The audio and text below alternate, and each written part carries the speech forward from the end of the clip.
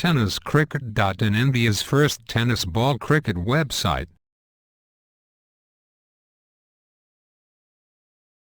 विपुल भाई इथे उपस्थित आहेत. संजय पाटील मित्रमंडळाच्या तर्फे आपलं हार्दिक स्वागत.